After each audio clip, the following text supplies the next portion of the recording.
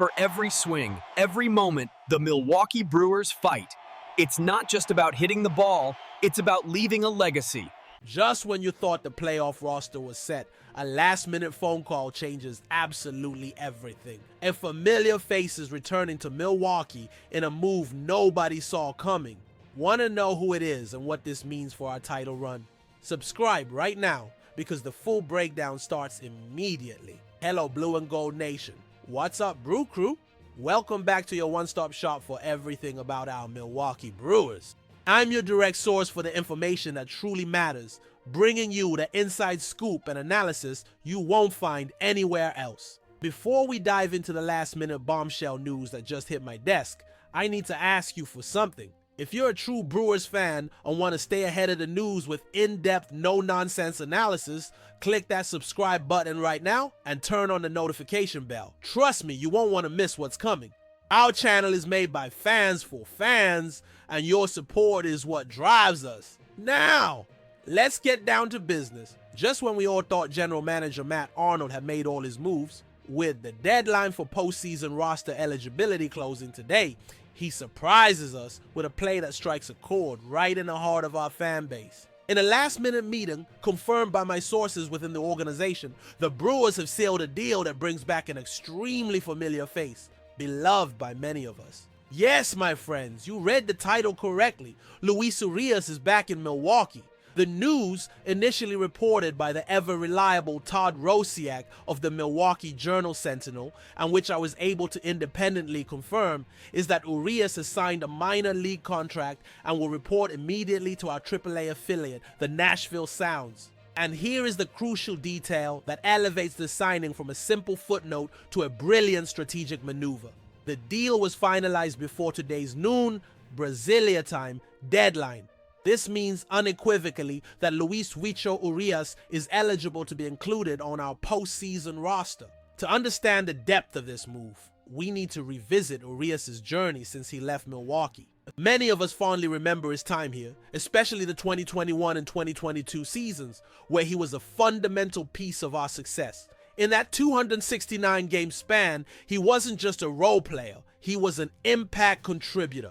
We're talking about a player who accumulated 6.2 BWAR, wins above replacement, with a slash line of 244, shade 340, 426, resulting in a 111 OPS plus, meaning he was 11% better than the league average hitter. He connected on 39 home runs and was a constant, energizing presence in our infield. He was the kind of player that even in a slump you felt a big hit was always just around the corner. Then, at the 2023 trade deadline, the Brewers, in a decision aimed at the future, traded him to the Boston Red Sox for pitcher Bradley Blaylock. It was a purely business move, but one that left many fans wondering what if. Since then, Urías' career has been a true odyssey. He went through the Red Sox, moved on to the Seattle Mariners, and most recently was with the Oakland Athletics. His 2025 season with the A's, to be frank and objective, as I always promised to be, was not stellar. In 96 games, he hit for a .230 average with a 315 on-base percentage and a 338 slugging percentage, totaling 8 home runs and 25 RBIs. Those numbers, in isolation, don't jump off the page. However, baseball is a game of context. Playing in Oakland on a rebuilding team and in a ballpark that historically suppresses power is a completely different scenario from playing at American Family Field with the energy of the Brew Crew and on a team fiercely competing for a World Series title. This signing isn't based on what Urías did in Oakland, it's a calculated bet on what he can do when he puts on a Brewers uniform again. It's a low-risk, high-potential reward play.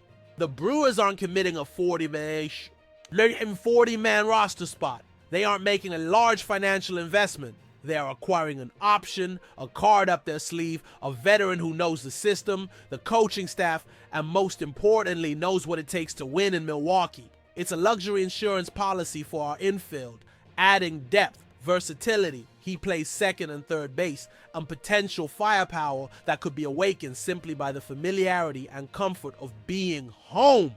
This is the quiet genius of Matt Arnold, finding value where others see only a waived player. He isn't just filling a spot, he's potentially rekindling a spark that once shined brightly for us. Taking a deeper look at the chessboard that is our roster for the final stretch, the arrival of Luis Urías raises fascinating questions about the composition of our infield for October. Currently, we have a solid lineup, but the postseason is a brutal and unpredictable marathon. Injuries happen. Hitting slumps appear at the worst possible times. And having quality options on the bench isn't just an advantage, it's an absolute necessity. Let's be realistic. Urías' road back to the major league team is not a red carpet. He'll have to go to Nashville and prove he still has that bat that once captivated us. He needs to force the front office's hand with his performance, showing that his power can be a difference maker against the elite pitching we'll face in the playoffs. The starting infield with Willie Adams, Bryce Turang, and the rotation at third base has been competent, but the opportunity for a player like Urías to emerge is real.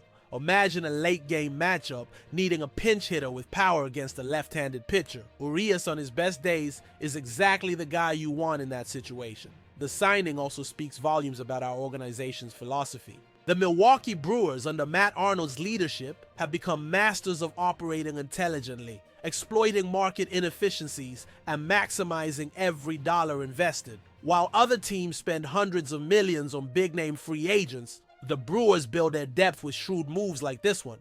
They acquire players with a track record of success who for some reason are down on their luck and bet that their system, culture, and environment can extract the best from them.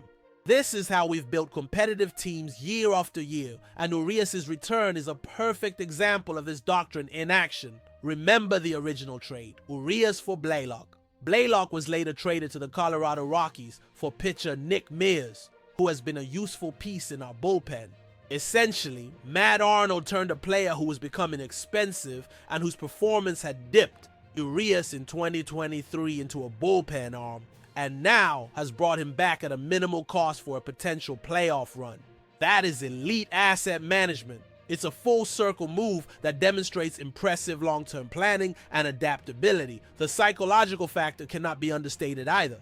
There's something to be said for a player returning to a place where he felt comfortable and had the most success of his career. The pressure of adapting to a new team, a new city, disappears. He knows the coaches, many of his former teammates are still here, and he knows the passionate Brewers fan base. Sometimes that change of scenery is all a player needs to find himself again. American Family Field, with its hitter-friendly dimensions, could be the perfect antidote for the power numbers that dipped during his time in less favorable ballparks. There are no guarantees, of course. He might not be able to recapture his 2021-2022 form, but the cost to find out is practically zero, and the potential reward is a player who could change the course of a playoff series with a single swing. It's a gamble any smart general manager would take every day of the week.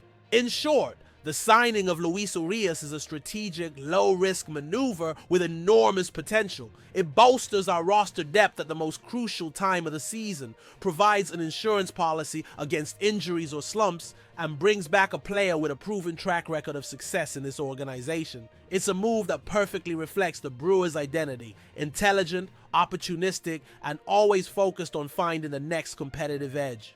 Now, I want to turn it over to you, the soul of this team, the Brew Crew.